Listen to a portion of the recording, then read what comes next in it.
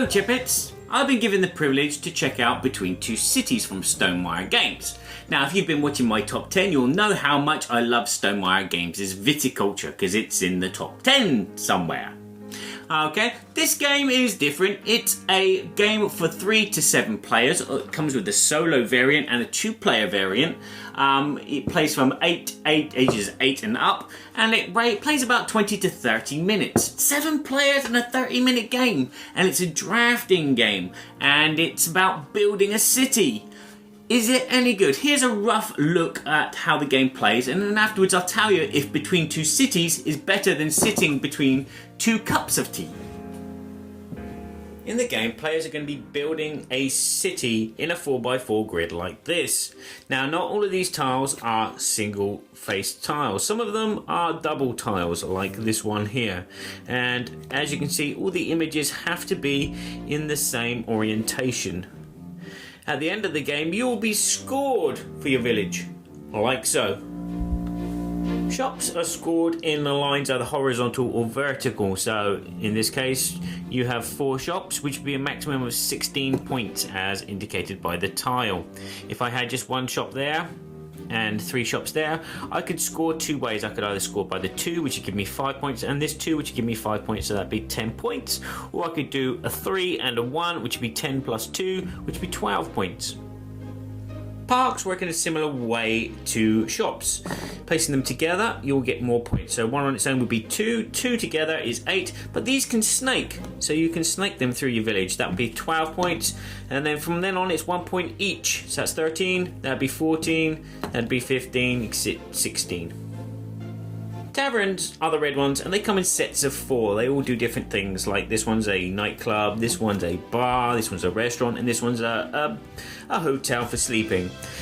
Again, you will get points for each additional different one that you have in your city. So a maximum of 17 points if you have all 4 different. But let's say, for instance, we had 2 nightclubs, a restaurant, and a hotel. You would score a set of 3, which would be 9, and then 1 on its own, which would be 1. Offices again will score more points the more you have in your city, but they get a bonus point if one of them is next to a tavern. So in this case, this one we get an extra point, this one we get an extra point. Even if there were 2 taverns attached, you still only get 1 additional point per office. The factories are pretty simple. The player with the most factories in their city, or the players, because it could be a joint tie, will get 4 points for each factory in their city. Second place will get 3 points per factory, and everyone else will get 2 points per factory. The houses, you need 1 of every single tile in your city. So you need a shop, you need a factory, you need a tavern, you need an office, and you need a park. And for each house, you will get 5 points if you have all 5. If you're missing, say, the parks, you only get 4 points per house in the city. The other thing is, if you place a city next to a factory, the maximum score you're going to get from that house is only 1 point.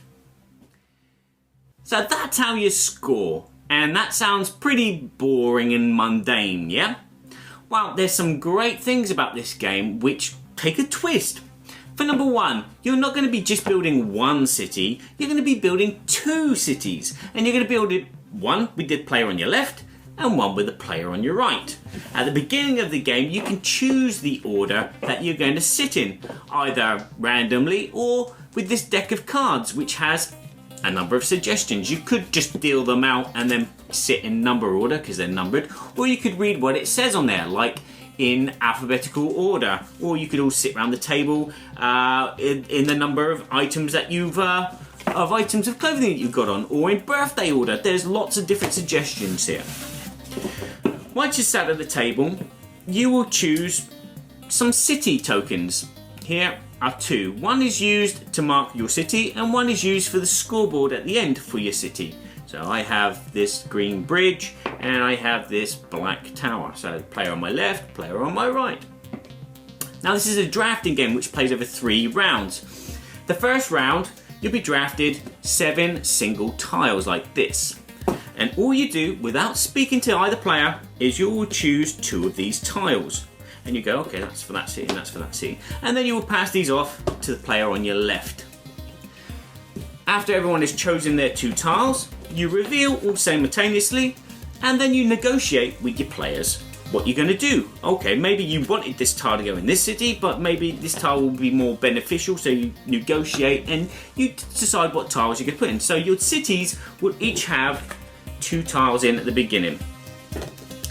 So you've passed on 5 tiles now because you've taken 2 out of the 7, and then you'll receive another 5 tiles. And then you will do the same again. You will choose 2 in secret, you will reveal them once everybody's ready, you will negotiate with the players, and then you will add them to your cities and making your cities bigger. Bearing in mind that the tiles have to be the right way round and you can't go outside the 4x4 grid. Once there's 1 tile left, that round ends. It then goes into the second round, and this is where each player is drafted 3 of the double tiles. This happens twice. You get 3 double tiles, you choose 2, you throw 1 away, you do the same thing again, you reveal and negotiate with your players which city you're going to put them in. You do that 2 times. And then after the 3rd round, you get another 7 single tiles, and this time you do the same thing, but you pass the tiles to the right. That signals the end of the game, you count up the scores, and the player with the most scores is the winner.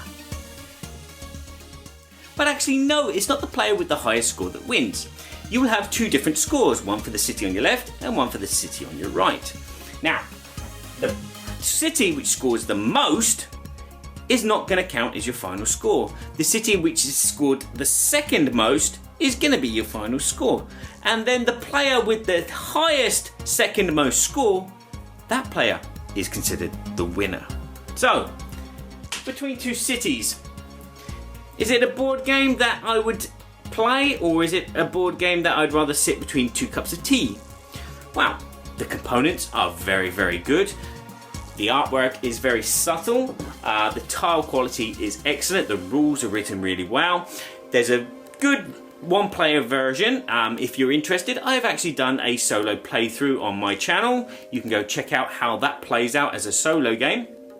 There's also the 2-player variant, which has basically you'll draft in 2 cities and your opponent's draft in 2 cities, but as soon as you draft the tiles, you pass the tiles over. Very similar. The game plays very quickly. The game is very easy to learn, family friendly.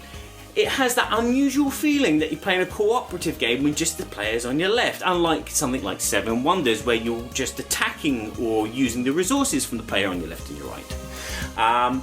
It's very light, it's very colourful, it's not an aggressive game at all. You find yourself just having a pleasant kind of chat. You know, this is kind of like knitting at the same time as being with your friends. Quality of everything is astronomical. Problem is, this game gets boring very quickly, unfortunately. Where there's no aggression, the game just feels and then because the game is very repetitive and there's not really much of a challenge, you know, you've got these tiles, even when you're down to your last 3 tiles, you're like, well, it's a no-brainer, that goes there and that goes there. You know, there's not a real mental challenge unless you're someone who is a human calculator who can sit there and go, okay, right, that city's got 72 points, that's got 77, which one's going to benefit to keep them equal still? If you're a human calculator, you're going to spend lots of time analysing what you're doing and recounting your scores on both cities, and that may become annoying for other players, and you will win. There, shame on you. But as a game as a whole, it's a nice idea. The nice concepts are in there. The nice game. It's a nice looking game, but it is very droll. And after about 2 or 3 plays, you will find yourself forgetting this game pretty quickly. It's not bad, but it's no crusher. That's for sure.